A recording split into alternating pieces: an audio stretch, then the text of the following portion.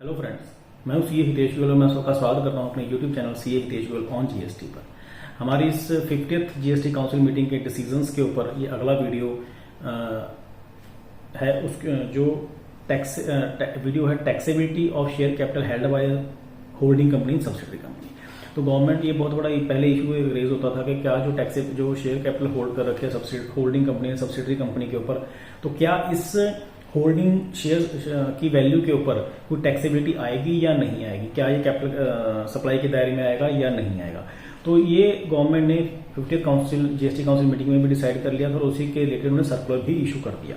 तो इस सर्कुलर के बारे में डिस्कस करते हैं कि सर्कुलर क्या कहता है और उन्होंने कैसे इसको क्लैरिफाई किया अबाउट दिस टैक्सेबिलिटी और about the holding of shares bye holding company in a subsidiary company.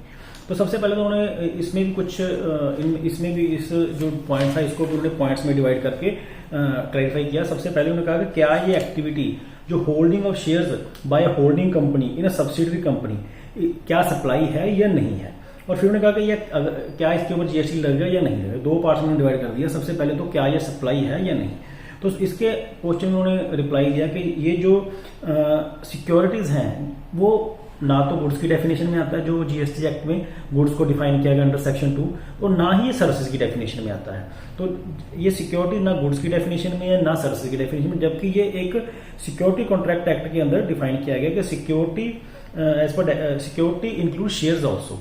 तो जब जो ये होल्डिंग है ये शेयर्स की होल्डिंग है तो ये as per that definition is a part of security also. तो ये सिक्योरिटी ना तो हमारी गुड्स है और ना ही सर्विसेज है। और जब ये ना ही गुड्स है और ना ही सर्विसेज है और इसकी जो परचेज सेल है वो भी if these are not neither goods nor services then their purchase and sale of these shares will not be a supply of goods and nor supply of services। तो ये पहला क्वेश्चन था कि क्या ये गुड्स है या सर्विसेज है। ये तो उन्होंने बड़ा अच्छे से क्लैरिफाई कर दिया कि ये ना तो गुड्स है ना सर्विसेज है because of the reasons discuss earlier in this video. और सेकंड, क्या इसके ऊपर जीएसटी लगेगा या नहीं लगेगा इस होल्डिंग के ऊपर। तो जब ये प्रोडक्ट जब ये चीज ना तो गुड्स है और ना सर्विसेज है और ना ही ये सप्लाई के दायरे में आती है, तो जब ये तीनों चीजों में किसी में भी नहीं है तो जीएसटी भी इसके ऊपर एप्लीकेबल नहीं होता। ये भी उन्होंने बहुत अच्छे से क्लैरिफाई कर दिया। सिर्फ एक सैक कोड की वजह से इसके ऊपर टैक्सेबिलिटी नहीं आ सकती। ये भी इसमें उन्होंने सर्कुलर में ही ये लाइन लिख दी, अगर सैक कोड है इसका तो इट डजंट मीन कि it will be taxable.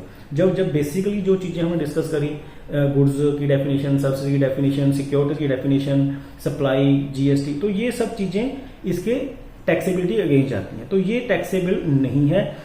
Further therefore the activity of holding a share of subsidiary company by holding company can not be treated as supply of services by holding company with set subsidiary company thus can not be taxed on GST. तो ये circular के through बड़े अच्छे से clarify कर दिया कि ये एक्टिविटी ना तो सप्लाई ऑफ सर्विसेज है ना सप्लाई ऑफ गुड्स है और ना ही इसके ऊपर कोई जीएसटी की लायबिलिटी आती है। तो हमें उम्मीद है कि आपको ये कंसेप्ट अब इस सर्कुलर के थ्रू और हमारे वीडियो के थ्रू क्लियर हो गया होगा।